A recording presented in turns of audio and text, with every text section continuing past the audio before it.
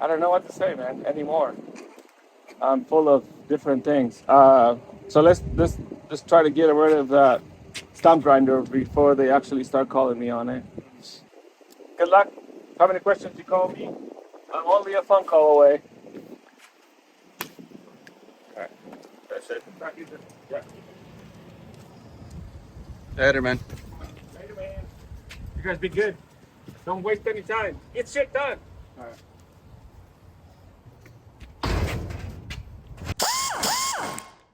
Next project of the day, we got this SC362 stump grinder. This thing came in and it had, I think he said that it ran, but it just didn't have any power. Ultimately, we diagnosed this a week and a half ago, I would say maybe. So what happened was this thing is basically running on one cylinder. We did a compression test on it, pulled the plugs look good. Did a compression test, I'm getting about 130 psi on our left bank, and I was getting a constant 160 on our right bank. Didn't really find anything there, so I ended up taking off our valve cover. And let me show you real quick because you can still see it. So we came in here, pulled this valve cover, and immediately saw a problem.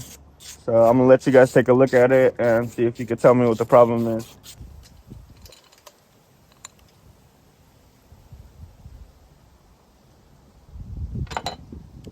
So let me know if you see anything wrong in there. Shouldn't be like that. And if you look in here, you can see both of those push rods are actually off of the seats down in there. You see like a little nipple. And this push rod right here, obviously it's bent. And that push rod is supposed to be pushing on that little nipple down in there and connected onto our top of the rocker here. Basically what this does is the crankshaft is spinning and it pushes these rods up and down, and in turn pushes our valves in and out of our chamber. So it lets air into the chamber, and with the gas and the spark, obviously it ignites, and that's how we get combustion. So something happened. I believe these were probably left loose from the factory or something, and it ended up letting the rocker the push rod get out of place, and the crank is still spinning, obviously, and it came up and pushed it and bent the rod. It's supposed to be completely straight. We have our new units right here ready to throw in, so you can get kind of a comparison and a look at this, what it's supposed to look like. These are our new ones, and this is our old one. So as you can see, that's not right. So we're gonna go ahead and throw our new push rods in, do a little valve lash clearance here, get it to spec, and then throw everything back together and get this thing started. We'll see what happens. So this one is actually still in there, but it's still in there, but it's bent. So I'm gonna loosen this up a little bit. So we're gonna loosen this, pull the rocker out. Obviously they're both loose, so we're gonna have to readjust on both sides. First things first, we're gonna loosen our rocker arm push rod holder.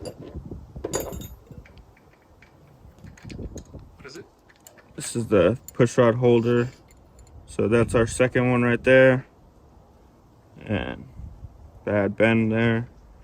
No bueno. That one's actually even more bent than the other one. So one of these obviously is our intake and one of them is our exhaust. I believe this side is going to be our exhaust port, since our exhaust port is right here. This is going to be our intake port. But both of the both of the push rods, I keep calling them rocker arm. Both of the push rods are the same length, same spec. So we got two here. We're going to go ahead and throw them in and see what happens. Okay, so what these push rods actually hold on to is down here, and it's called a valve tappet, something like that. So what happens is the crankshaft turns and these little valve tappets, that are down there. Let me see if you can see. So I'm gonna put this push rod on here and you can see it pull up.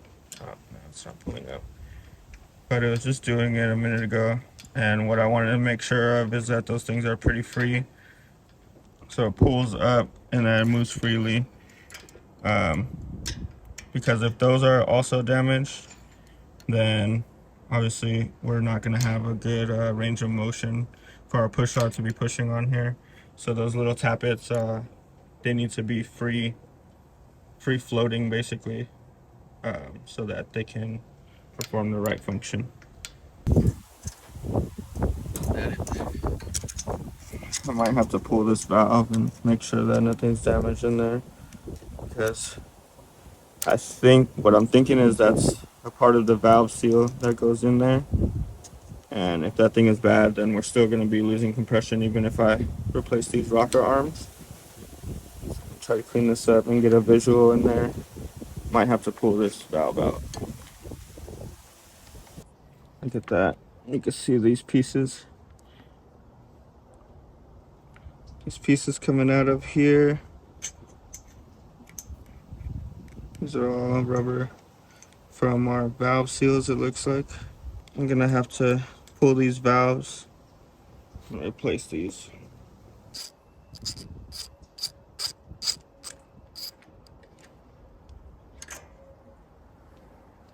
So this I just pulled off is our rocker arm assembly.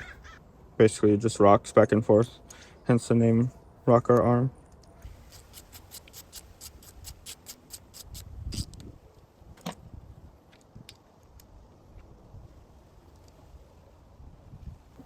.05 is the medium between what we need.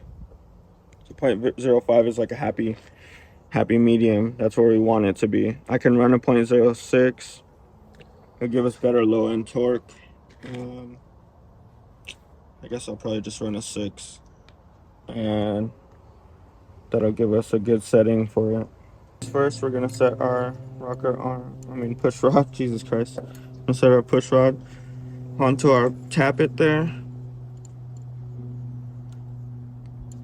Just right there. Leave both of those there. Go ahead, get our actual rocker arm. This is our intake side. Start this thread here. Start the thread. And then we're going to get our push rod onto our rocker arm right there. So now, as you can see from this angle, that push rod is on the rocker arm, on our ball joint here. It's not moving. So we're gonna go ahead and tighten this down.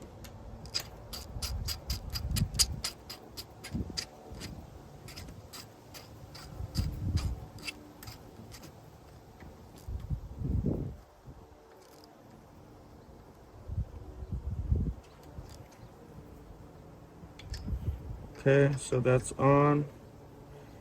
Gentle with that, just not fall off. So as you can see, this is like a spherical shape, and that holds on to the top of our push rod there. That's what we want it to be seated in there all the time. This side is flat, but that's what pushes onto our valve here, pushes our valve into the combustion chamber to allow air to enter or exit. I'm gonna set this on here, start the thread. Tighten this up.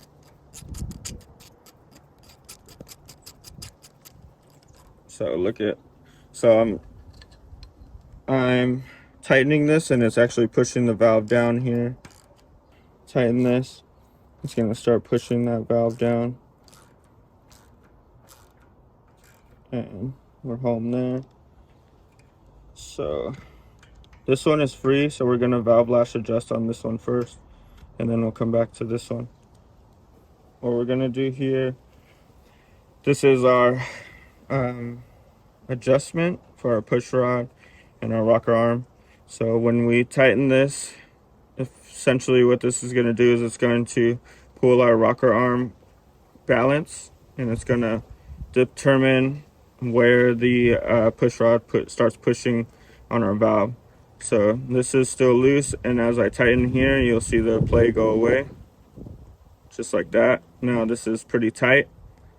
So the point of our feeler gauge here, 0.6 feeler gauge, you want to set this in to our rocker here. So right there, our feeler gauge goes in. That's going to be our 0.6. If we tighten this up very little, it's going to get tighter and tighter on my feeler gauge there. Now we have no free play on our feeler gauge. That's about it right there. So what we're going to do, we're going to put our feeler gauge in all the way. So actually I need another ratchet here to hold that. It's a little too tight there. So right there. So we're going to keep it there and lock our nut down. That way we have no movement.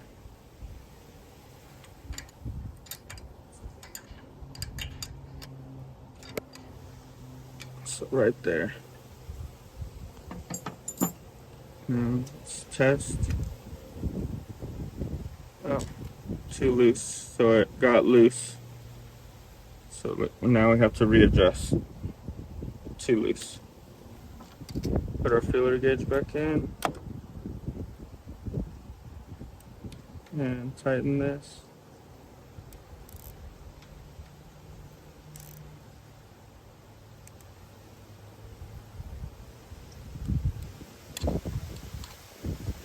So right there.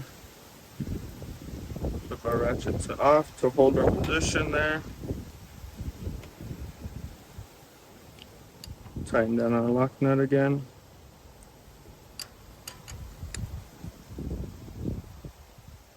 Lock that in. And recheck our clearance there again.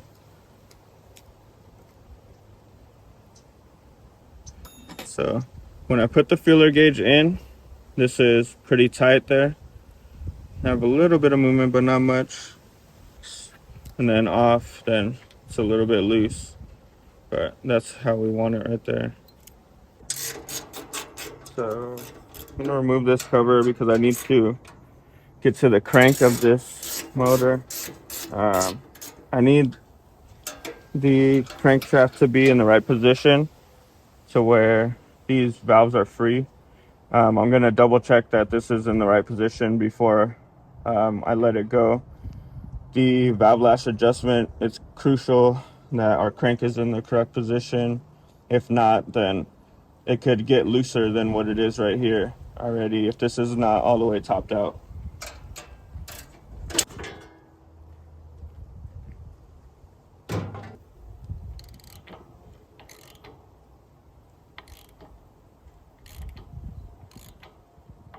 I'm gonna come get this over here. So that's how the crank is turning. That's our intake valve there. So I'm gonna roll it backwards. That's our intake valve opening, fully opened. Right there, topped out and fully closed. So right there is right where we want to have the engine set. We're gonna go ahead and double check our feeler gauge here. So that's fully cleared right there on our intake. Actually could use a little tighter. This is really, really loose here. We want the feeler gauge to almost be at the point of getting stuck in there. So this is a little bit too much. If I grab the next step up, which is probably a 0.8 because this is kind of incomplete. So our next step thicker would be 0.008. So if we put this in here, it'll probably actually get tighter. Oh, and that's actually still pretty loose there, so it's way too much. Let's see if we can go up one more step. One more step is going to be a 0.01. And that one's kind of tight. So our gap is way too big now. As you can see, we're at a 0.01 and we need it to be a 0.006. So this thing is way too loose. So let's readjust that. insert our feeler gauge here.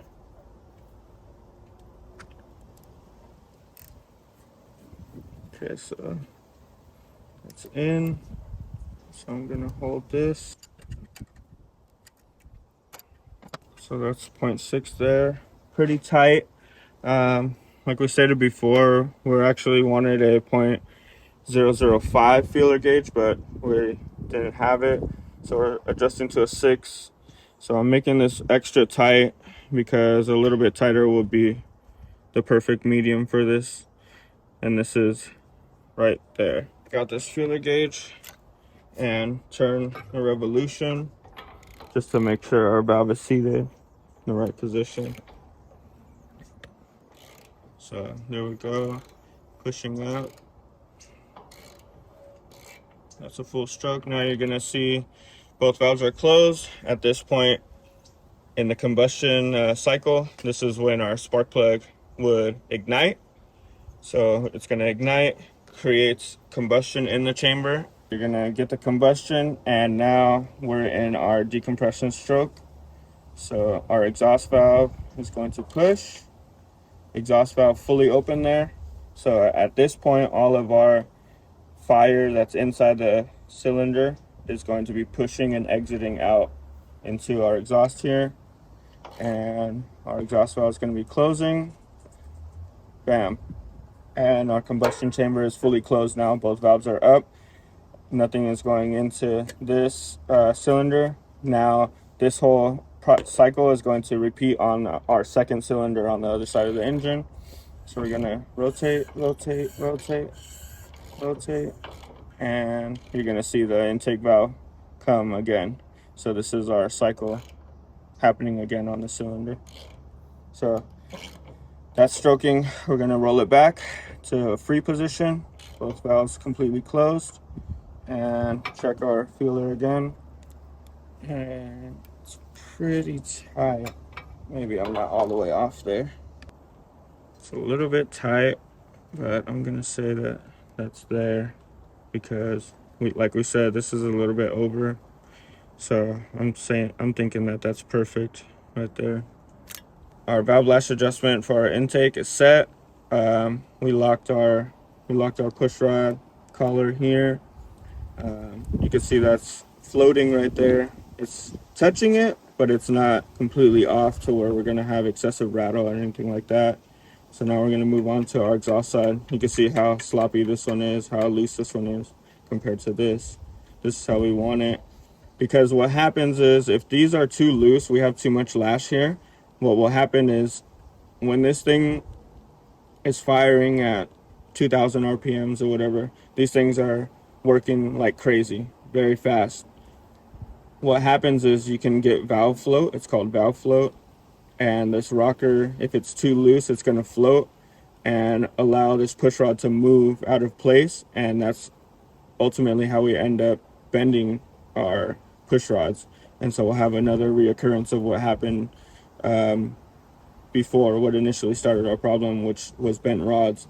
And that usually happens is because the valve lash is off and this is too loose.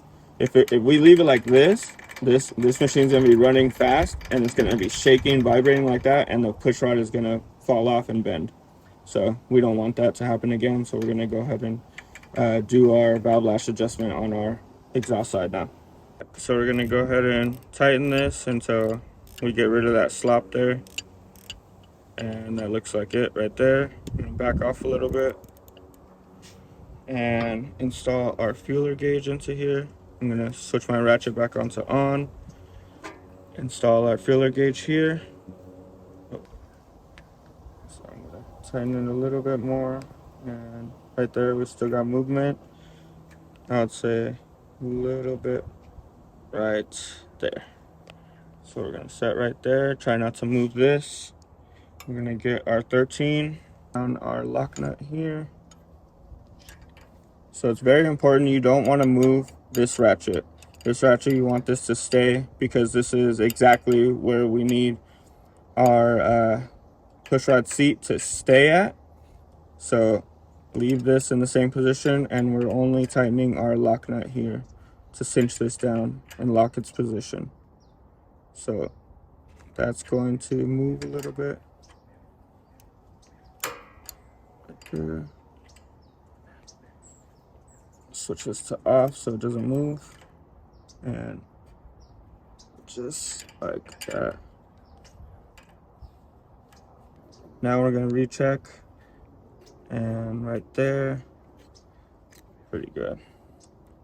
So we have, see that all that slop went away now. And if you can see, it's pretty similar to our intake valve there. Similar movement. So now we're gonna turn the crankshaft again, do a whole new combustion, and then come back and recheck this. So that's valve fully open, exhaust, and fully closed right there. So now we're gonna check with our feeler gauge again. We're free there. Put our feeler gauge in here, and that's pretty tight right there. And I would say that's pretty much perfect there. Movement looks identical. So now let's throw our valve cover back on, start it up, see what it sounds like. Just gonna wipe down our mating surface here, give it a quick wipe. Make sure there's no big dirt or dust. Place our valve cover back on, finger tighten. Oh, actually, just this one. These three actually hold our fuel pump here. So we're gonna go ahead and reposition this onto the valve cover like that. Finger tighten these, place these bolts. And finger tighten, start our threads.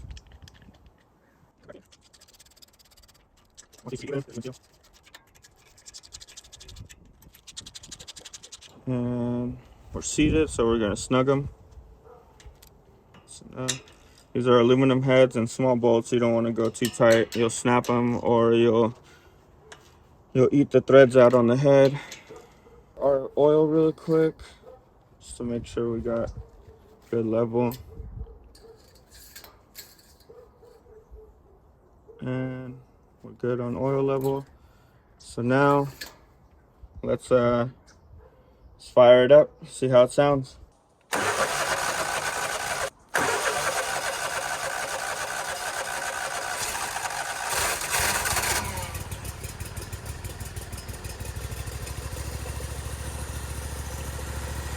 Go. Sounds a lot better than what it did before. Very smooth, in a minimal vibration. Let's throttle it up.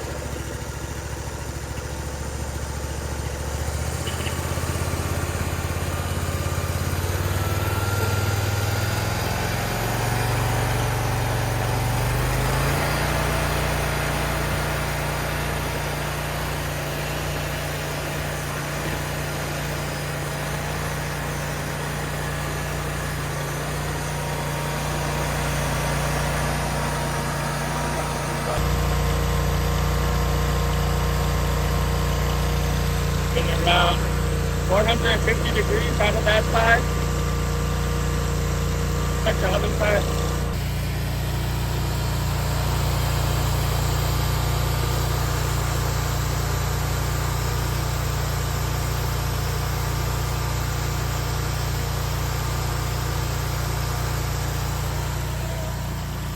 Getting around 600 on this side. So there's still a discrepancy. We're gonna go ahead and check the spark plugs now.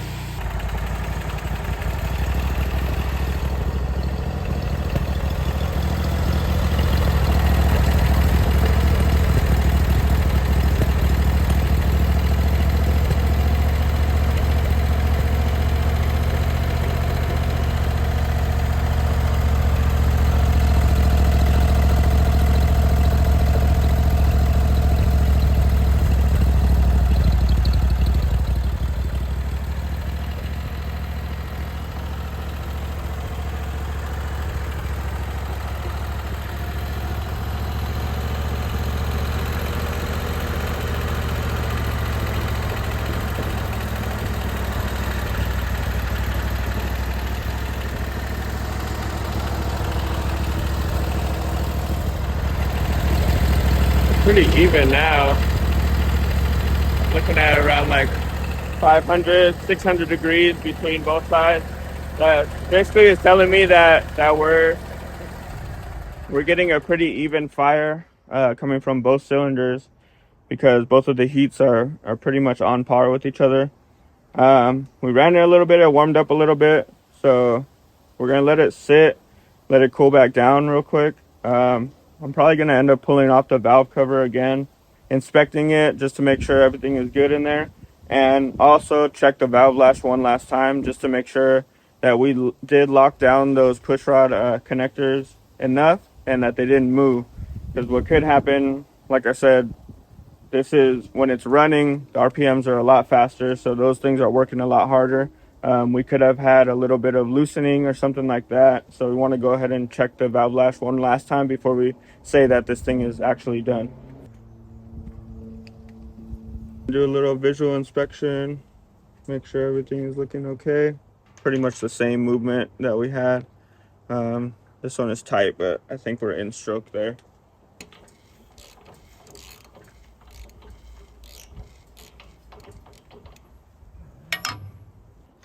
Let's do a little shake test again. Good. Good. Nice. Feeler gauge again and check this, recheck it. And we're still tight there. So that's good. Check this one.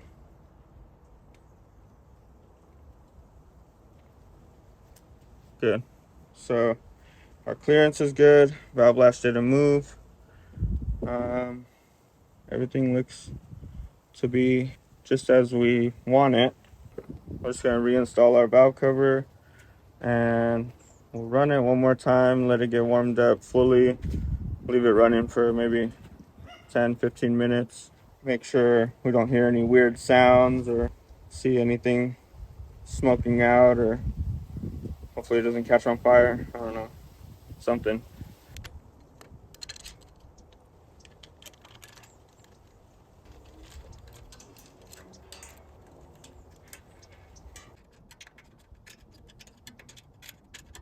All right, let's give it one last start.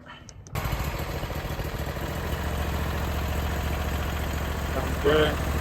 Leave it running for a little bit, let it heat up, and we'll come back and check on it.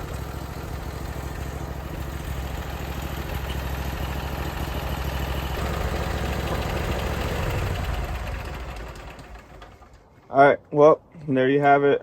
Had it running for a few minutes. It's warmed up, ready to go, and starts right back up. No problem, no issues. Engine sounds very, very smooth all across.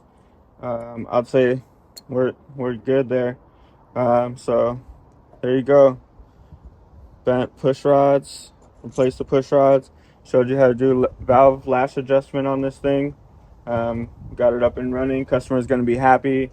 Everything looks good. So we're going to go ahead and give them a call. I know this machine needs a few other things like a little service or whatnot.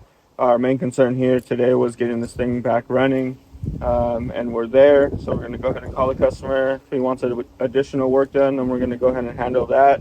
But for the most part, our main concern issue is resolved here. So there you go, bent push rods.